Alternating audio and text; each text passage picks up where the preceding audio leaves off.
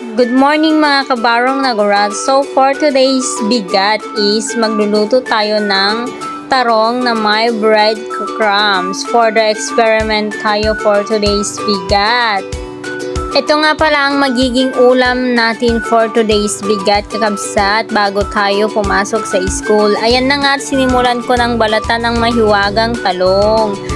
3 piraso nga lang yan guys ang lulutuin natin kasi nga dadalawa naman kaming kakain. So okay na yan, hindi naman kami marawit. Ang mahirap lang kasi mga kabaro sa ganitong iluluto is napaka-rigat na magbalat ng talong. Napaka-hassle, manong nga minuto nga ukoksan ata, naging inaid na paita, baka masugat tiramay ko ditan. Kahit pagkatapos ngang mabalatan yan, isiniwa ko na rin at ayan at bugwan ko para naman may cut yung mga rugit niya. O may cut na din yung mga igis na kumapit dyan sa mga tarong. At nilagay ko na din sa lalagyan and sa second step na tayo is magbibitak na tayo ng 2 egg para sa pagsawsawan ng tarong at ilalagay sa breadcrumb. Lalagyan din natin to ng magic sarap and imekos-mekos na din natin yan para maghalo-halo na.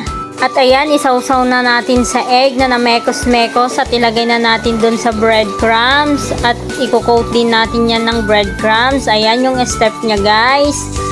Pagkatapos ibabad din natin yung 2 at ayan naman i-coat muna natin yung naunang talong na nalagyan na ng egg. At ganun din gagawin sa iba. And fast forward na nga at may papainit na natin ang mahiwagang palayok at lagyan na natin ito ng mantika. At for the fast forward ko na guys kasi nagmamadali tayo at baka malate tayo for today's bigat. Ayan at nilagay ko na ang talong na nabalo sa breadcrumbs. O ayan, i-check mo kung mag golden brown na tama din nga makset. Ano nakset tatawan na nga rod tikanem. O diba? Ganyan guys, kapag nag golden brown na is okay na yung 2 and ayan na, last one na and for the naksit na nga, chares. Tirahan yan ng finished product with ketchup, salt na naman.